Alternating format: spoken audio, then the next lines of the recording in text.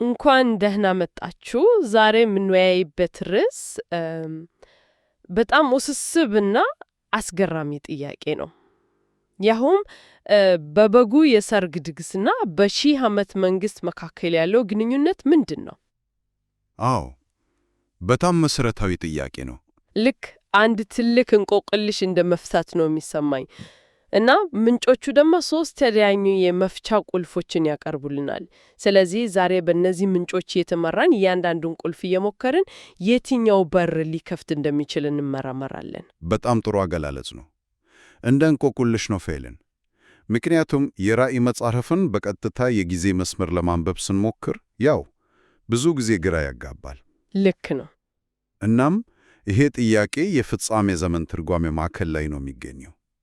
ምንጮቹም ያቀርቡልን ሶስቱ ቁልፎች ወይም አመለካከቶች፣ የመጀመሪያው የሰርጉ ድግስ ከሺህ ዓመት መንግሥት ሙሉ በሙሉ ይቀድማል ይላል። እሺ። ሁለተኛው ደግሞ የሺህ ዓመት መንግሥት ራሱ ለሺህ ዓመታት የሚቀጥል የሰርግ ድግስ ነው ይላል። ዋው! ያ በጣም የተለየ ነው። አዎ። ሦስተኛው ደግሞ ሁለቱንን ለማጣመር ይሞክራል። የሺህ ዓመት መንግሥት ሲጀምር መጀመሪያ ላይ አጭር ድግስ ይኖራል፣ ከዚያም ለሺህ ዓመት የሚዘልቅ የትዳር ሕይወት ይቀጥላል ይላል። ገባኝ። እሺ፣ እንግዲያው ከመጀመሪያው ቁልፍ እንጀምር። የሰርጉ ድግስ ይቀድማል፣ ከዚያ የሺህ ዓመት መንግሥት ይከተላል የሚለው ሐሳብ፣ ይህ አመለካከት በዋናነት በምን ላይ ነው የሚመረኮዘው? እሺ፣ ይሄ አመለካከት በዋናነት የሚመረከዘው በራእይ መጽሐፍ ውስጥ ያለው የክስተቶች ቅደም ተከተል ላይ ነው። ማለት ደጋፊዎቹ እንደሚሉት ራእይ ምዕራፍ 19ን ስናነብ በጣም ግልጽ የሆነ ቅደም ተከተል እናያለን። በመጀመሪያ አውሬውና ሰራዊቱ ፍርድ ይቀበላሉ፣ ክፋት ይወገዳል ማለት ነው። ወዲያውኑ ከዚህ በኋላ ስለ የበጉ ሰርግ ይነገራል።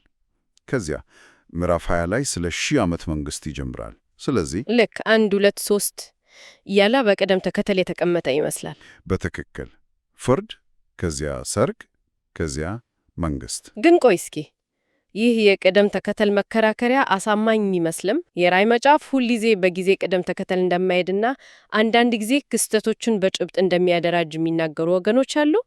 ይህ አመለካከት ያንን ትችት እንዴት ነው የሚመልሰው? በጣም ጥሩ ጥያቄ ነው። የዚህ አመለካከት ደጋፊዎች የሚሉት በዚህኛው ክፍል ውስጥ ያለው ቋንቋና የክስተቶች ፍሰት በጣም ግልጽ የሆነ የጊዜ ቅደም ተከተልን ያመለክታል ይላሉ። ከዚህ በኋላ የሚሉ አይነት መግለጫዎች ጥቅም ላይ ይወላሉ። ነገር ግን ከዚህ የቋንቋ መከራከሪያ በተጨማሪ በጣም ወሳኝ የሆነ ስነ መለኮታዊ ምክንያት ያቀርባሉ። ይኸውም የሙሽራዋ ማንነት ጉዳይ ነው። እዚህ ላይ ነው ነገሩ ይበልጥ ጥልቅ የሆነው።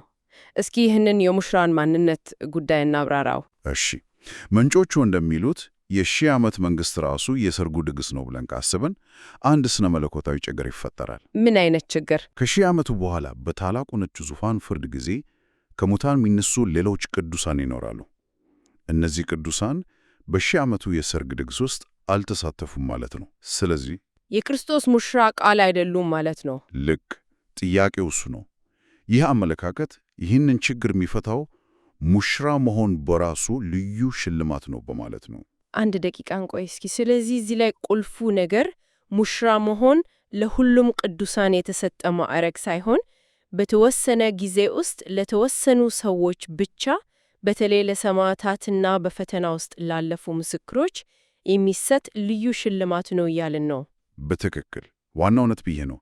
ሙሽራ መሆን ልዩ ክብር ነው። ይሄ በጣም ትልቅ የአመለካከት ለውጥ ያመጣል። አዎ። እነዚህ ቅዱሳን የሺህ ዓመት መንግሥትን ከሌሎች አስቀድሞ በሽልማትነት ይቀበላሉ። ስለዚህ የሰርጉ ድግስ የሚሆነው ከሺህ ዓመቱ በፊት ነው። ሽልማታቸውን ተቀብለው ወደ መንግሥቱ ይገባሉ። እሺ። ምንጮቹ አንድ ተጨማሪ ነጥብ ያነሳሉ።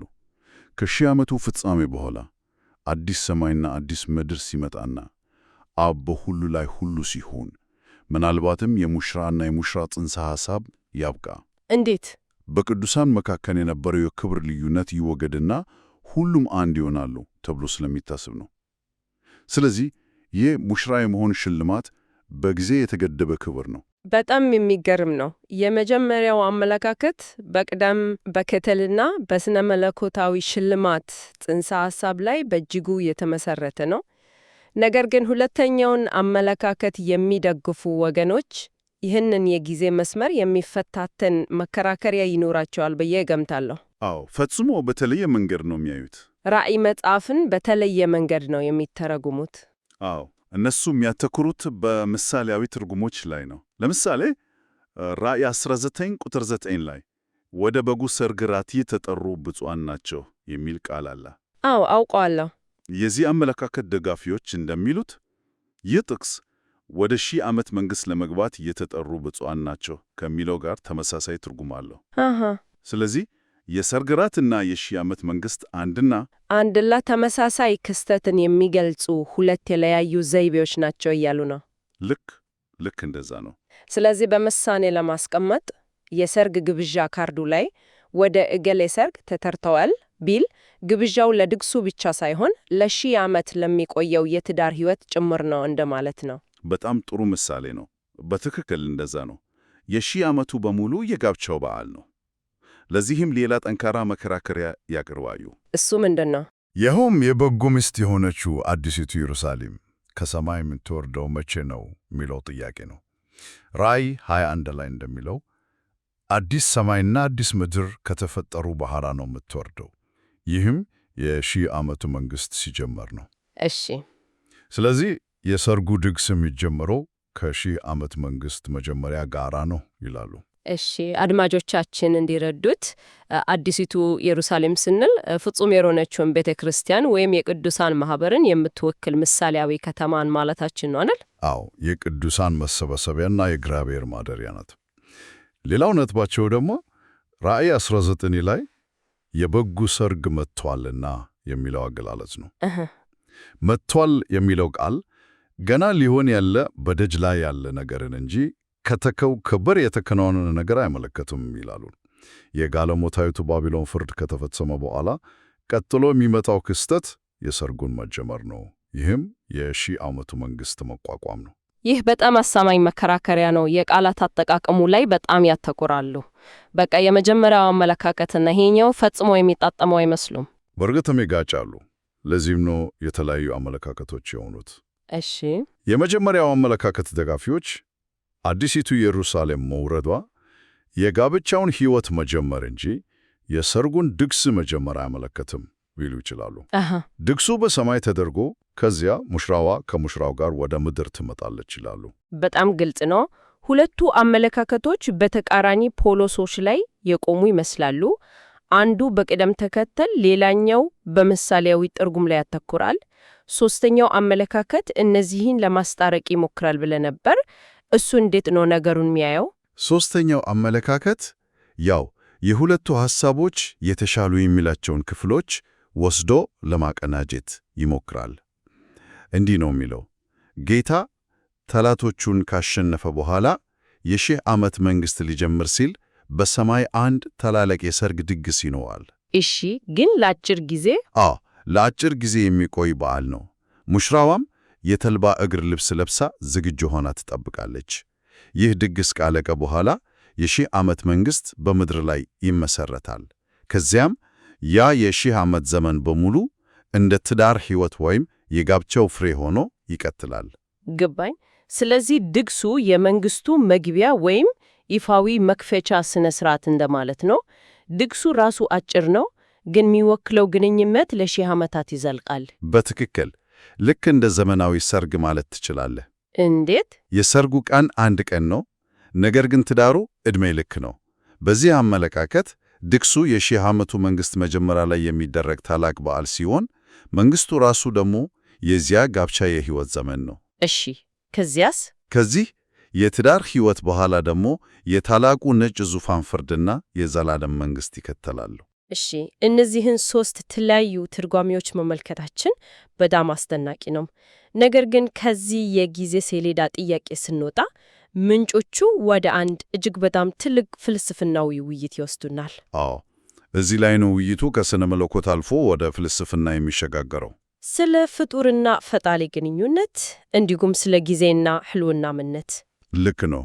ምንጮቹ ከሚያነሷቸው ረቂቅ ሐሳቦች አንዱ የጋብቻ ምሳሌያዊ ትርጉም ነው።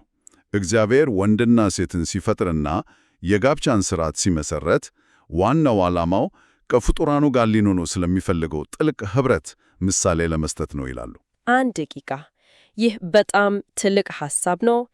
እግዚአብሔር ጋብቻን የፈጠረው ከፍጡራኑ ጋር ላለው ግንኙነት ምሳሌ እንዲሆን ነው እያልን ነው። ምንጮቹ የሚጠቀሙት ይሄንን ነው።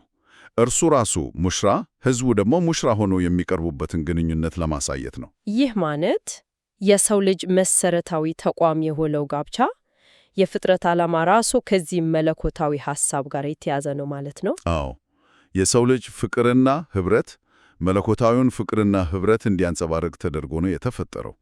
ይህ ደግሞ ወደ ቅድም ያነሳነው የሽልማት ጽንሰ ሐሳብ ይመልሰናል። እውነት ነው። ሰማዕታት ሙሽራ መሆንን ልዩ ክብር ለሺህ ዓመታት ሲቀበሉ ይህ ከፈጣሪያቸው ጋር ያላቸውን ልዩ ቅርበት ያሳያል። ነገር ግን ይህ በጊዜ ውስጥ ያለ ክብር ነው። በጊዜው የተገበደ ማለት ነው። አዎ፣ ከሺህ ዓመቱ በኋላ በዘላለም ውስጥ ሁሉም ቅዱሳን እኩል ወደ ሆነና ወደ ላቀ ኅብረት ሊገቡ ይችላሉ። ይህ ደግሞ ስለ ጊዜና ዘላለም ያለንን ግንዛቤ ይፈታተናል። እዚህ ጋር ነው ነገሩ ለአእምሮ የሚከብደው። ስለ ሰው ልጅ የአስተሳሰብ ወሰንና ስለ እግዚአብሔር የጊዜ አረዳድ ምንጮቹ የሚያነሱት ነጥብ በጣም አስደናቂ ነው። አዎ፣ ይህ የውይይቱ ሁሉ መሰረታዊ ነጥብ ሊሆን ይችላል። ምንጮቹ እንደሚሉት እኛ ፍጡራን በጊዜና በቦታ ያው ስፔስ ታይም በሚባለው ማዕቀፍ ውስጥ የታሰርነን፣ አስተሳሰባችን በሙሉ በዚህ ላይ የተመሰረተ ነው። መጀመሪያ፣ ቀጥሎ፣ ከዚያም በኋላ ያለን በቅደም ተከተል ነው የምናስበው። ልክ ነው። ከዚህ ማዕቀፍ ውጭ ያለን ነገር ማሰቡም ሆነ መረዳት አንችልም። ይህንን ለመረዳት በጣም ከባድ ነው። ምናልባት በምሳሌ ማሰብ እንችላለን። እኛ ታሪክን የምናየው ልክ በባቡር መስኮት እንደሚያይ ሰው ነን። ያለፈውን ትተን አሁን ያለውን እያየን ወደፊት እንደምንሄድ ግሩም ምሳሌ ነው። ለእግዚአብሔር ግን ከላይ በሄሊኮፕተር ሆኖ ሙሉውን የባቡር ሐዲድ ከመጀመሪያው እስከ መጨረሻው በአንድ ጊዜ እንደማየት ነው። በጣም ምንጮቹ የሚሉትም ከዚህ ጋር ተመሳሳይ ነው። እግዚአብሔር የጊዜና የቦታ ፈጣሪና ገዢ እንጂ እስረኛ አይደለም። ለእርሱ እኛ ያለፈ የምንለውም ሆነ የወደፊት የምንለው ነገር ሁሉ በአንድ ጊዜ አሁን ነው። ዋው! እንዲያውም ምንጮቹ እንደሚጠቁሙት ለእግዚአብሔር ያልተፈጠረ ነገር እንኳን በእርሱ ሐሳብ ውስጥ ያለ ነው። ይህ ፈጽሞ አይታሰብም። ስለዚህ ለእርሱ ሁሉም ነገር ሊሆን የሚችል ሊጠፋ የሚችል ያለ ወይም የሌለ ሊሆን ይችላል። ይህንን ለመረዳት የእኛ አእምሮ አልተሰራም። ይህ ማለት እኛ የምንጨነቅለትና የምንከራከርበት መቼ የሚለው የቅደም ተከተል ጥያቄ ከእግዚአብሔር እይታ አንጻር ፈጽሞ የተለየ ትርጉም ሊኖረው ይችላል። በትክክል ዋናው ነጥብ ይሄ ነው። የክስተቶችን ቅደም ተከተል በትክክል ለመወሰን የምናደርገው ጥረት በራሱ በሰው ልጅ ውስንነት የተሞላ ነው። እኛ የምናየው የጊዜ መስመር ለእርሱ ምናልባት አንድ ነጥብ ወይም በአንድ ጊዜ የሚታይ ገጽ ሊሆን ይችላል። ስለዚህ ድግሱ ከመንግስቱ በፊት ነው ወይስ በኋላ የሚለው ጥያቄ ከእግዚአብሔር እይታ አንጻር ትርጉም የለሽ ሊሆን ይችላል። ምናልባት ሁለቱም በአንድ መለኮታዊ ቅጽበት ውስጥ የሚታዩ ክስተቶች ናቸው። እንግዲህ ዛሬ የተጓዝንበት መንገድ በጣም ረዥም እና ጥልቅ ነበር። ከሶስት የተለያዩ ስነ መለኮታዊ ትርጓሜዎች ተነስተን ስለ ጊዜ፣ ስለ ህልውናና ስለ እግዚአብሔር ምንነት ወደሚያጠይቁ ፍልስፍናዊ ሐሳቦች ደርሰናል። አዎ፣ በበጉ ሰርግ ድግስና በሺው ዓመት መንግስት መካከል ስላለው ግንኙነት አንድም ቀላል መልስ እንደሌለ ግልጽ ነው። ልክ ነው። የእነዚህ የተለያዩ ትርጓሜዎች መኖር በራሱ አንድ ነገር ያስተምረናል። እሱም ይህም የሰው ልጅ የእግዚአብሔርን ታላቅ ዕቅድ ሙሉ በሙሉ ለመረዳት ያለውን ውስንነት ነው። የእያንዳንዱ አመለካከት ከመጽሐፍ ቅዱስ ውስጥ የራሱ መከራከሪያ አለው። ነገር ግን አንዳቸውም ሙሉውን ምስል አይሰጡንም። እውነት ነው። ውስጥ የተገባውን ተስፋና መለኮታዊ ዓላማ ላይ ማተኮር እንደሆነ ያስገነዝበናል። እውነት ነው። ምናልባት ትኩረታችን በተሳሳተ ቦታ ላይ ሆኖ ሊሆን ይችላል።